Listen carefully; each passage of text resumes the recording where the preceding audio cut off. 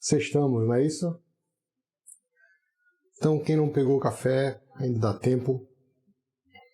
Vamos começar agora, tá certo? E a aula de hoje é uma aula muito legal. É um assunto que é surpreendente sobre regras de calibração no direito processual penal, né? Obrigado pela presença. E vejam, gente. Essa é a nossa live. Vou colocar aqui na frente. Essa é a nossa live de número 13. Tá? Live de número 13. Estamos começando agora. Então, quem chegou é a hora. E apesar de ser a live de número 13, vocês encontram tudo no nosso canal YouTube. Então, joga lá no YouTube, Rosmar Rodrigues Alencar, vocês vão encontrar o nosso canal. Tem separadas as nossas 12 lives, com a de hoje 13, sobre direito processual penal. Então, tá na sequência. Vai lá, não esquece de curtir, dá o like lá no nosso canal, se inscreve, assiste os vídeos e acompanha o que nós temos aí pela frente. É um total de 41 lives. Outra coisa é que nós estamos fazendo a exposição metódica do nosso livro, tá? Além dos 41 vídeos que esse livro acompanha, então são 41 vídeos que foram cuidadosamente preparados, especialmente para o nosso curso, e foi preparado com toda a didática. Além disso, nós estamos fazendo as lives sobre cada um dos capítulos. Então é uma forma também de você estudar. Quem ainda não tem, quiser estudar e se aprofundar e dominar o processo penal, então nós trabalhamos com a ideia de técnica, teoria e domínio, para ter uma dominação da matéria. A hora é essa. E quem não assistiu às lives anteriores, assiste agora. E tem no YouTube tudo organizado. Chega lá e assiste no nosso canal, tá joia? Então sejam bem-vindos. Quem não pegou café pode pegar, né? É importante. Vamos em frente. Esse capítulo, gente, é um capítulo central. As regras de calibração, eu vou dizer primeiro o que significam essas regras, né? Então, regras de calibração, você tem que relacionar com a noção de sistema e com a noção de equilíbrio. Então, sistema e equilíbrio, as duas coisas. E todo sistema, assim como um corpo humano, como um sistema comunicativo, como um sistema normativo, como o nosso sistema jurídico, ele precisa de dispositivos de reação e de controle. Então temos ao mesmo tempo reação e controle. Então o que seria reação e controle? É que o sistema possibilita desvios de consequência. Então nós trabalhamos com a ideia de normas programas e normas programadas. Então temos sempre um antecedente e um consequente. E nenhum consequente jurídico pode ficar fora do sistema. Mas às vezes nós podemos ter regras que fogem dessa normalidade. Então, para toda anormalidade, o sistema reage. E o sistema reage por intermédio das chamadas regras de calibração. Eu tomei emprestado essa ideia para aplicar o processo penal do professor Tércio Sampaio Ferraz Júnior. E ele, por sua vez, se inspirou em 3 autores. É um livro antigo, e quem me deu essa dica foi o professor titular da UFBA, é o professor Paulo Pimenta, Paulo Roberto Lira Pimenta. Então, quem estiver aí, for da Bahia, manda um abraço ao professor Paulo Roberto Lira Pimenta. Um almoço com ele, ele me deu a dica: olha, esse livro, Pragmática da Comunicação Humana, é a base para a ideia de regra de calibração. E são 3 autores já bastante antigos, o livro assim escrito em torno da década de 60, né? São autores nascidos lá em 1920, 27, e alguns que já não estão conosco. Paul Václavic, Janet Bevin e Don Jackson. Então são 3 autores que escrevem esse livro. Não é um livro grande, mas ele faz um comparativo com os debates familiares. E a comunicação familiar, ela também é submetida à regulagem, existem conflitos. Esses conflitos devem estar dentro de uma linha normal. Então, a regra de calibração seria justamente a ideia de você perceber que existem desvios. Então, em termos jurídicos, para todo consequente eu tenho um antecedente. Então, por exemplo, existe a previsão para reconhecer pessoas. Então, o artigo 226 diz quando nós conferimos efeito jurídico ao reconhecimento de pessoas. E digamos que nesse reconhecimento existe algum problema e colocam uma pessoa que não está dentro do padrão da pessoa a ser reconhecida. Então a ideia era que fossem todas as pessoas de 1,70 m. Aí colocaram alguém lá de 1,90 m. Naturalmente que isso é uma distorção muito grande em relação ao dispositivo, ao 226. Ou então alguém com as feições totalmente diferentes daquelas que foram descritas pela vítima que visa reconhecer. Bom, temos aí um desvio. Esse desvio está dentro do padrão, é um desvio que pode ser comportado pelas regras de manutenção da temperatura de um sistema e, no nosso caso, a manutenção de uma justiciabilidade. Não é? Se nós temos aí uma indicação de relevância que prejudica a forma de reconhecimento, nós podemos dizer que nós não poderíamos construir uma regra para manter esse tipo de prova no sistema. Mas vejam, por outro lado, quando nós estamos diante de dispositivos conflitantes, de antinomias. Né? Tem antinomias, por exemplo. O que é uma antinomia? É um confronto normativo. Então, o nosso código tem antinomia. É antinomia autêntica. No 311, não prevê atuação de ofício para o juiz decretar prisão. No 316, nós conseguimos extrair uma interpretação para que o juiz renove a prisão ex officio. São dispositivos antinômicos, em especial porque não são solvidos pelas regras de hierarquia, estão no mesmo plano, não são solvidos também pelas regras de especialidade, estão todos na lei geral, e também na regra intermediária, que é a regra cronológica. Todos foram alterados pela lei anticrime. Então, temos um problema antinômico. Como resolver? Né? Essa ideia pode ser resolvida por intermédio das técnicas de controle de constitucionalidade, que vão inserir um desvio de consequência daquilo que seria normal.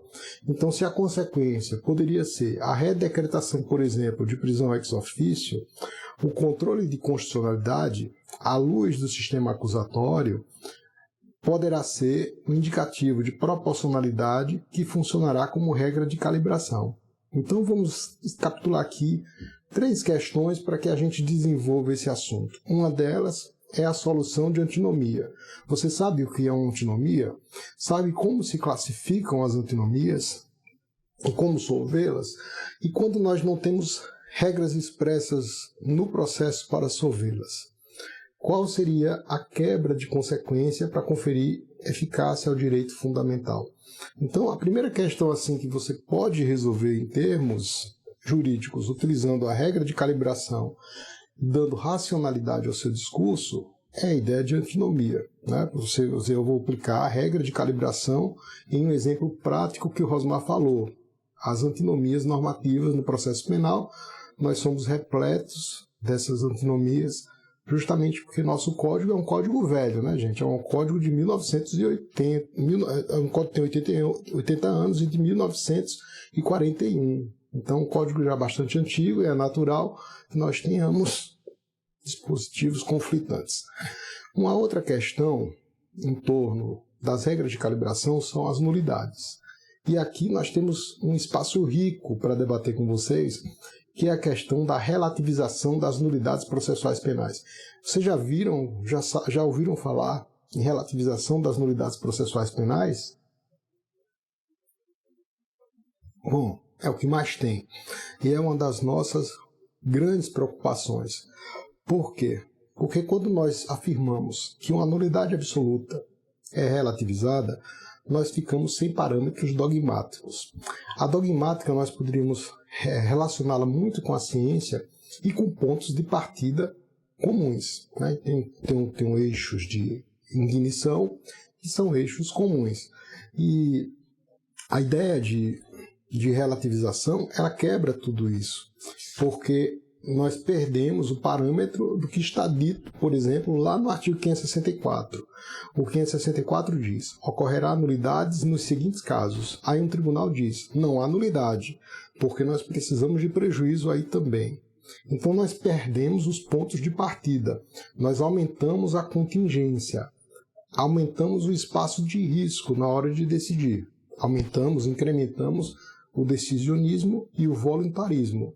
Então, como controlar isso? Né? A partir de um discurso racional.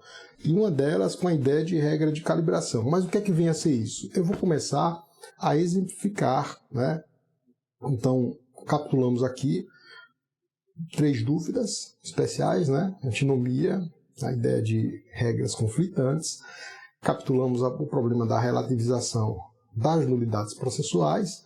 Uma outra questão, que é a inserção, né? Por que acontece tantas inserções de regras de calibração pela via da jurisprudência. Então, nós reunimos aqui 3 dúvidas específicas que servem para todo o processo penal.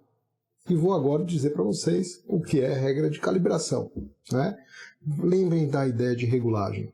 Lembrem da ideia de um controle de temperatura em um sistema, né? Para o sistema não estourar. E as previsões de exceção no sistema. Então, por exemplo, os veículos de hoje são interessantes. Eles vêm com várias técnicas de controle. Eu soube até que uma das fábricas estava sem fabricar veículos porque estava faltando um chip, né, específico para controlar todo aquele aparato digital que tem um veículo. Então, o veículo hoje tem várias técnicas de calibração para que o motor, por exemplo, não estoure, para que sejam dados avisos de advertência. Né? Então, nós temos isso. No corpo humano, nós temos os sinais. Uma dor é um sinal que você tem algum problema, uma tontura, ou, por exemplo, um problema de febre, né? Com a infecção. Então, o seu sistema reage. O sistema normativo também tem técnicas de imunização contra a dor, né? Contra a dor do sistema, tem técnicas de imunização e de reação. Né? Toda vez que essas reações são quebradas, uma exceção, nós temos uma regra de calibração. Então, por exemplo, se eu acelero o motor do veículo e de repente ele reduz a velocidade, ele diz: você não pode acelerar mais que isso aí. Né? Nós temos um controle para que ele não extrapole esses limites. Isso é uma exceção. Ao acelerar, eu esperaria uma velocidade maior, mas quando eu acelero, a velocidade é reduzida, né? Se eu acelerar demais. Isso é uma exceção. Também no nosso sistema, nós temos, por exemplo, olha, para todo vício existe um controle. A relação é então parecida com a de causa e efeito no âmbito natural. Mas existem alguns vícios que eles ficam mantidos, embora sejam, por exemplo, vícios absurdos. Então, por exemplo, o sistema imuniza as sentenças absolutórias equivocadas. Então, se um juiz absolve equivocadamente alguém, né, se ele dá uma absolvição equivocada e aquilo transita em julgado, a revisão criminal não serve para combater a absolvição. Né? A revisão criminal não pode ser ajuizada pro societate. Está lá no artigo 621. E por quê? Porque ninguém pode ser processado 2 vezes pelo mesmo fato. Né? Ninguém. Então é o ne bis in idem, né? O livro da professora Kate Saboia do Rio Grande do Norte, o livro referência sobre o tema, talvez o primeiro que tenha tratado do assunto exclusivamente no Brasil, de Kate Saboia, ne bis in idem. Então você não pode responder 2 vezes. Foi absolvido, ponto final. Mas o inverso não é verdadeiro. Se você foi condenado, pode ser instaurada a revisão criminal e desconstituída aquela questão. E temos então aí um exemplo, né, de quebra do que a gente esperaria ser devido. Só que nesse caso a regra de calibração já está embutida no texto. Mas temos hipóteses que dependem muito mais da nossa interpretação. Né? Então, no âmbito das nulidades processuais, Um exemplo assim típico é o artigo 572, né? Então, o 572 é fantástico. Para quem chegou agora, gente, essa é a nossa live de número 13, né? Quem ainda não viu todas as lives, né? Elas estão organizadas no meu canal YouTube. Vai lá, se inscreve, curte, dá um like na nossa live, estuda. As lives também são acompanhamento do curso de Direito Processual Penal em conformidade com a teoria do direito, editado pela editora Noesis, né? É o único que trata desse assunto. E nós estamos hoje cuidando das regras de calibração, regulagem no processo penal, e tem o objetivo de complementar as aulas que nós desenvolvemos anteriormente. Então, recapitulando, as aulas anteriores, nós cuidamos das classificações das nulidades. Nós tratamos do desenvolvimento dessas classificações na legislação, na doutrina e na jurisprudência. Nós cuidamos também de relacionar essas nulidades com as fontes do processo penal. Então é uma forma de você dar solidez ao que você vai desenvolver, não se basear apenas na teoria do acho, nem ficar assustado porque veio uma legislação e alterou um ponto. Você vai saber desenvolver o que vier para frente se você dominar a estrutura do direito processual penal, que é o que nós estamos nos propondo. E lembrando que dá tempo, né, de pegar aquele cafezinho, o meu tá aqui, né, eu fiz um café concentrado hoje para a gente desenvolver nossa aula. Eu estava até preocupado porque tava quente aqui, metal, sabe? Eu acho massa a xícara de metal ajarretada. É difícil de você encontrar, né? Porque parece que a coisa fica mais forte, né? Então dá para pegar o café. Outra coisa, tendo dúvida, pode colocar aí nos comentários. Se for dúvida, nas lives anteriores, coloca lá nos comentários no YouTube que a gente responde, tá joia? Os coraçõezinhos também, lembrando, né? E encaminhar aquele aviãozinho para os amigos para dizer, olha, a live está acontecendo, é uma live central, né, na nossa matéria. E lembrando que o livro, ele possibilita você estudar o processo penal do início ao fim. Então hoje a gente já está aqui entrando na página 301, né? Então vejam, o livro tem 1056 páginas.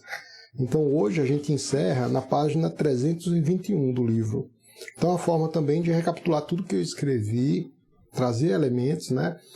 Olha, estão me perguntando aqui se calibração e modulação podem ser equiparadas. É diferente, eu vou deixar isso bem claro hoje. Modulação, foi a Eunice que me perguntou.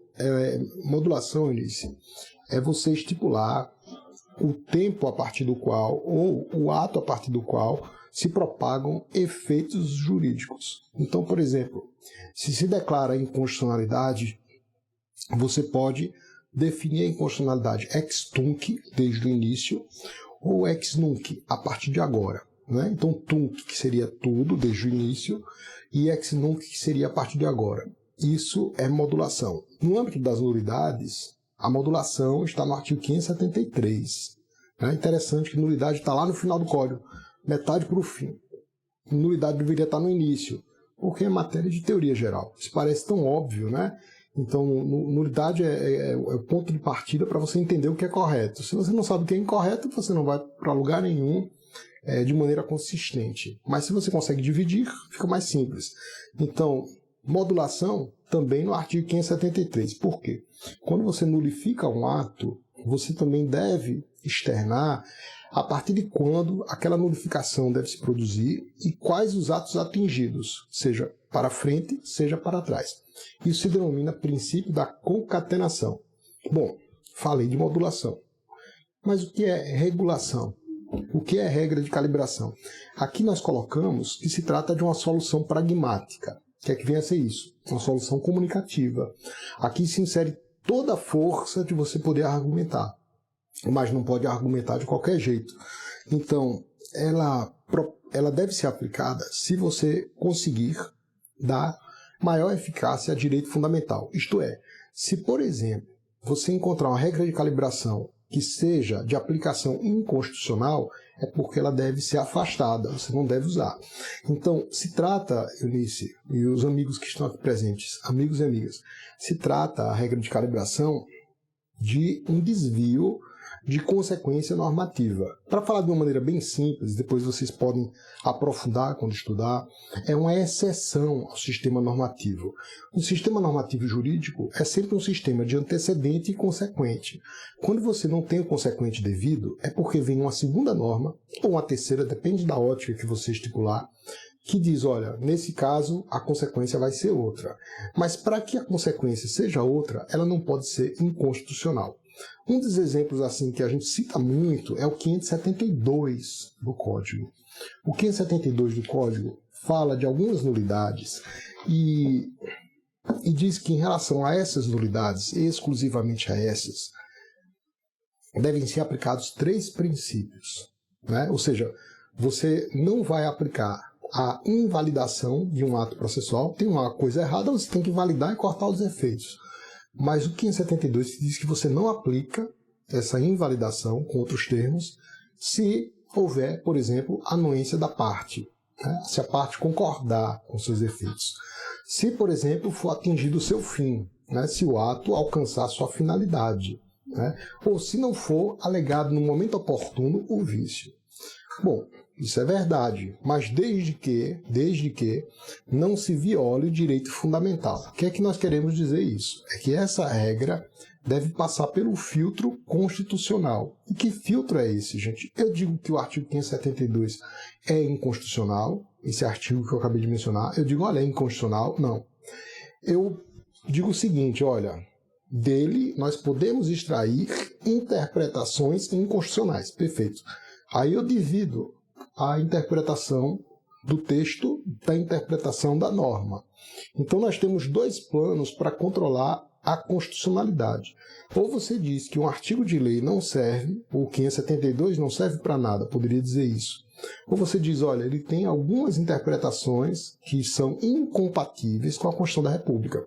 Então, pessoal, controle de constitucionalidade é um tema importantíssimo e a gente vê pouco em matéria criminal.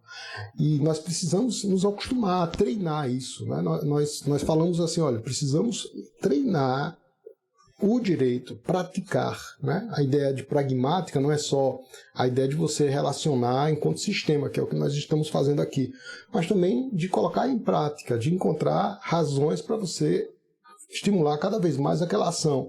Não interessa tratar da teoria e não colocá-la em prática. Uma teoria ela tem que ser fértil, né? Teoria fértil para você desenvolver.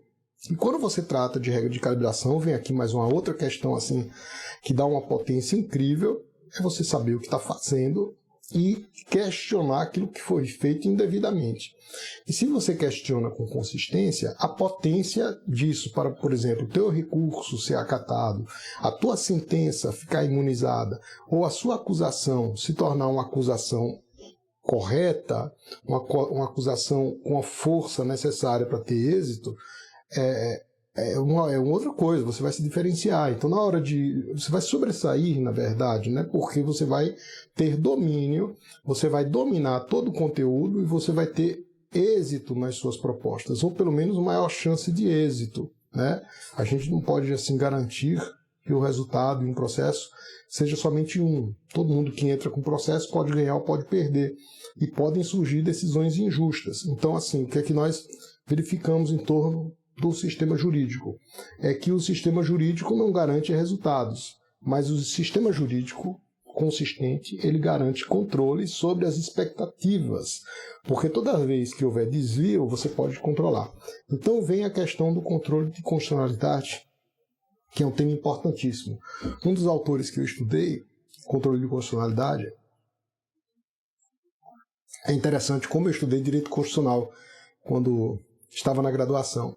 Eu li em torno de 10 manuais e li vários livros menores que tratavam de temas específicos.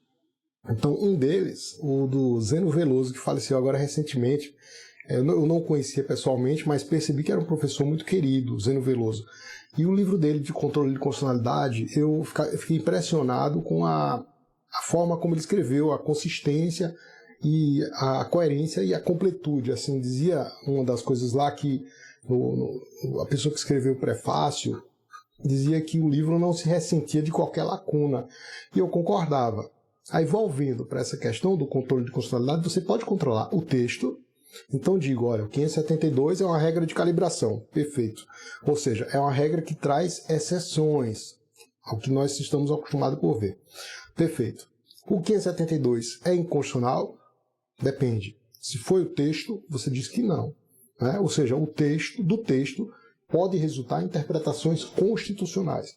Agora, existem aplicações do 572 inconstitucionais? A resposta é positiva. E aí nós temos as técnicas de controle. Você pode declarar a inconstitucionalidade de um artigo, de uma lei, de uma expressão. Né? O tribunal pode dizer que é inconstitucional tal parte do dispositivo. E você pode declarar a inconstitucionalidade do sentido que se dá ao artigo. E aí vem as técnicas. Ou interpretação conforme a Constituição. Quando você diz interpretação conforme, você está declarando a constitucionalidade. Ou nulidade parcial, sem redução de texto. Eu devo essa sedimentação dessa parte, né, ao Robson Maia Lins, que é um professor de Direito Tributário. O Robson tem um curso de Direito Tributário, até já esgotou, né, ele mal publicou, esgotou pela Noesis. E ele também explora bastante esses contornos, né, para ter êxito nos seus resultados. Né? Então, o Robson ensina na PUC e me deu assim, um incremento em relação ao uso dessas técnicas. Então, pode ser declaração de constitucionalidade, declaração de inconstitucionalidade do artigo de lei. Ou pode ser declaração de constitucionalidade ou declaração de inconstitucionalidade do sentido que se dá ao artigo, que é a norma. É o que está aqui na cabeça, né? Então, quando você fala a respeito do sentido que está no artigo, aí você chama ou interpretação conforme, quando se declara a constitucionalidade, ou nulidade parcial, sem redução de texto. O texto se mantém lá do 572 e o que você muda é o sentido, porque você diz esse sentido é inconstitucional. Então, toda vez que eu, por exemplo, anuo, concordo na anuência das partes em relação ao vício, e esse vício mitiga, coarta direito constitucional, viola o núcleo do processo penal, isso é uma regra de calibração inconstitucional. Regra de calibração porque desvia a consequência, ou seja, tem previsão para não nulificar. Né? E inconstitucional porque essa previsão viola uma garantia fundamental. Obriga, compele o réu, por exemplo, a aceitar um absurdo. Tá? Então essa é a distinção muito importante. Então, nessa altura, nós podemos já perceber que a palavra-chave para você dizer o que é regra de calibração é o desvio da consequência que seria normal. E esses desvios podem ser desvios dentro de um padrão, um desvio padrão, um desvio aceitável à comunicação normativa. Né? Isso aí a gente pega em Teste Sampaio, a gente pega também, deduz, né, deriva do Teste Sampaio, deriva do Paul Václavic, Jeanette Pervin e John Jackson. Né? Derivamos desses livros. Do Técio, quando ele trata de norma jurídica nos seus diversos livros, e desses três autores quando tratam da pragmática da comunicação humana. Tá? Aqui também, falando da professora Natália Masson, é verdade, é uma parceira, né, da Juspodium, e também uma professora séria em que trabalha com direito constitucional. Vamos, então, agora explicar essa calibragem. A calibragem, gente, regulagem, equilíbrio, ela envolve uma espécie de teia normativa, né? Teia normativa. O equilíbrio da teia normativa, ele se dá por aqueles dois aspectos que nós vimos comentando desde a primeira live, que são os aspectos relato e o aspecto cometimento da norma jurídica. Também expressões que foram desenvolvidas pelo professor Técio. A ideia, então, de aspecto relato e cometimento diz respeito àquilo que você, que vai aplicar a norma, tem contato com o texto, então o texto é para você um relato, e dessa maneira o texto é reflexivo, você pode ter uma difusão de sentidos. E o aspecto cometimento diz respeito a um eixo monológico, é quando você diz, olha, vai ser aplicado e tem como destinatário fulano de tal. Então, quando eu dou uma sentença, a sentença é no processo X que afeta fulano e cicrano. né? Então esse é o aspecto monológico, é o aspecto cometimento. Então também é uma relação entre antecedente e consequente. Por exemplo, se você for confrontar Tércio Sampaio Ferraz Júnior com outro teórico de ponta, que é o Paulo de Barros Carvalho, você vai verificar que ambos estão dentro da relação entre antecedente e consequente, prótese e apódose normativa, né? E sempre numa relação de enlace. Se você for estudar pelo meu livro, você vai perceber que existe programa e norma programada. Então as normas têm um DNA. O Tássio Lacerda Gama, ele fala de uma espécie de nomogenética, né? Ele fala muito, nomogênese. O que é isso? É uma genética normativa. Para você não construir algo que está fora dos limites do direito positivo e algo que um texto, por mais aberto que seja, ele não comporta, né? Então, o texto pode ser aberto e a interpretação deve ser uma interpretação de acordo, uma interpretação consonante com os sentidos possíveis que sejam constitucionais, compatíveis com a Constituição da República. Então, aqui nós desenvolvemos os aspectos, né, que eu acho que a grande pegada nossa é a pegada didática, né, assim, em termos de avanço, né, e de relação com as regras processuais penais, colocando isso em prática, né. Então aqui, quando a gente trata do assunto, observem que a gente vai desenvolvendo esses aspectos, né, de maneira didática, e colocamos aqui aspecto cometimento, aspecto relato, e falamos de 3 atributos que podem ser afetados, né, atributos da norma, atributos da relação comunicativa, que podem ser afetados se houver conflito entre o aspecto relato de uma norma e o cometimento da mesma norma, entre aspectos cometimento de normas distintas, ou entre aspecto relato de uma norma na via oblíqua ao cometimento de outra norma. Então pode afetar a efetividade, a imperatividade e a validade, né? Então, para quem quiser ter domínio do seu discurso, ele poderá dizer, olha, isso aqui não pode acontecer. Uma norma não pode proibir e outra permitir a mesma coisa, né? Nós precisamos, então, interpretar em conjunto, né? Para falar no professor Eros Grau, que é um ministro da Suprema Corte Brasileira, aposentado, e eu considero um dos juristas mais sofisticados que nós temos, né? Ele fala, olha, não se interpreta aos pedaços, né? A gente interpreta no conjunto. Então aqui, gente, a ideia de pragmática é uma ideia de equilíbrio, né? É uma ideia de discurso suficiente e válido. Isso aqui, uma pessoa demonstrar, né, um texto, ele vai sustentar o seguinte: o texto normativo tem um cálculo, né? Uma vez que eu ouvi falar em cálculo normativo, eu disse, caramba, estão transformando o direito em matemática, mas não é isso. A ideia de cálculo tem tudo a ver com a sua consciência, porque nós não conseguimos produzir elementos racionais se o cálculo não fechar, né?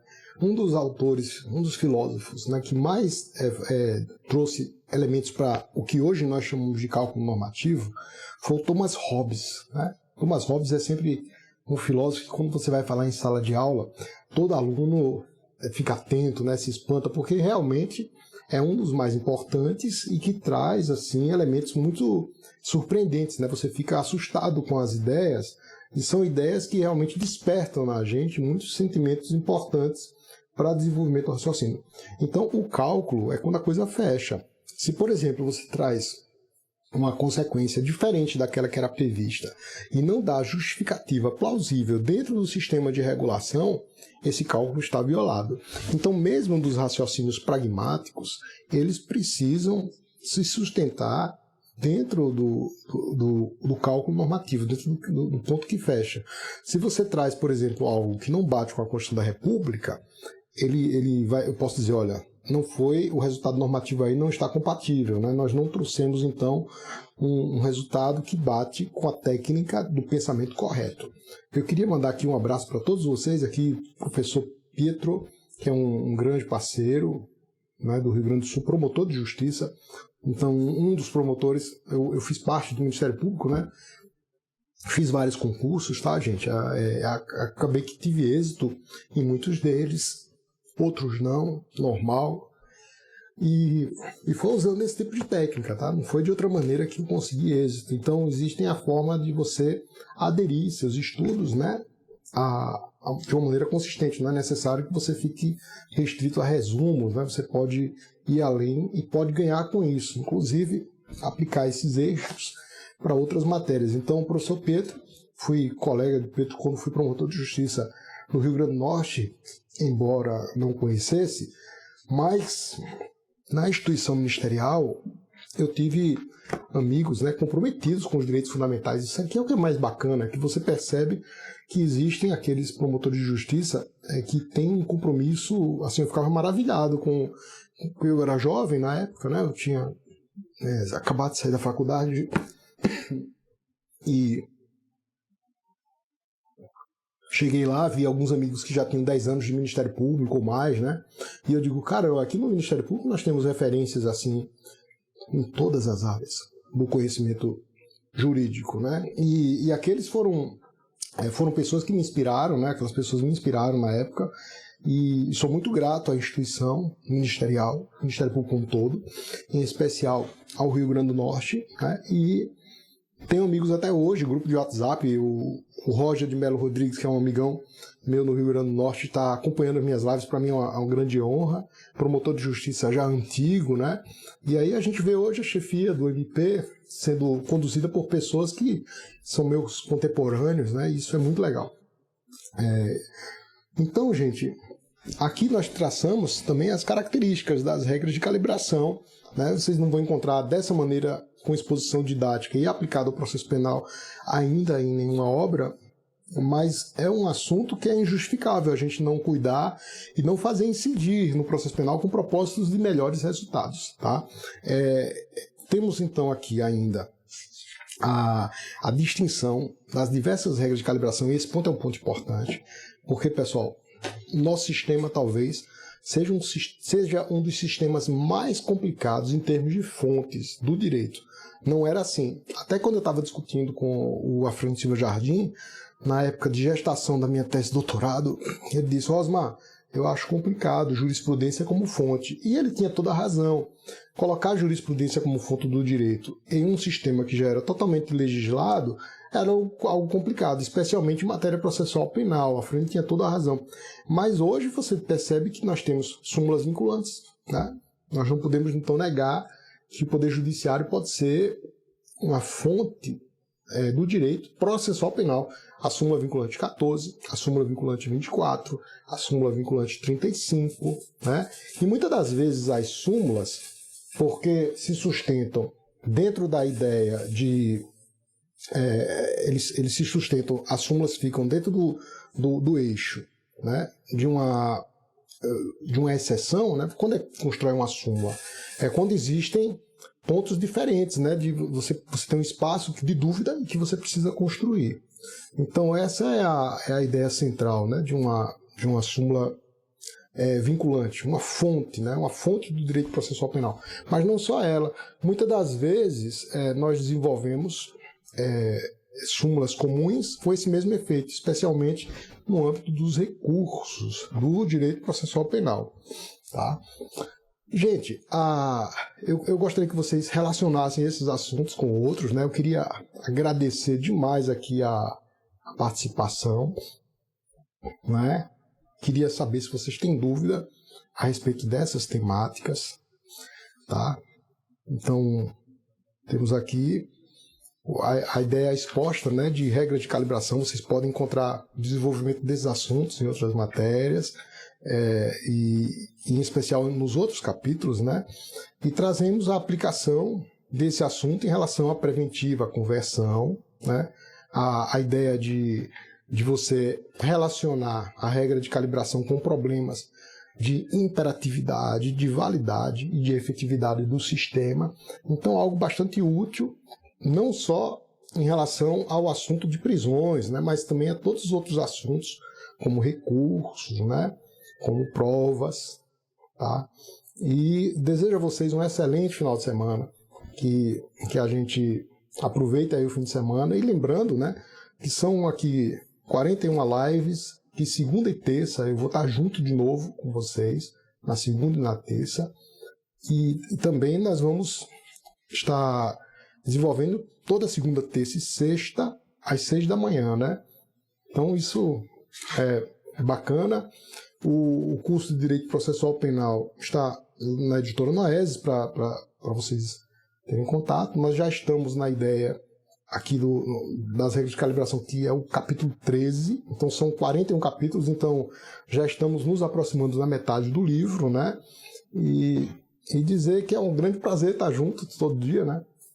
Então inscrevam lá no meu canal, no canal YouTube, dá o like, e qualquer coisa a gente pode responder as perguntas que vocês adicionarem nos comentários, tá certo? Bacana? Então, um abração, bom fim de semana, valeu aí, viu, gente?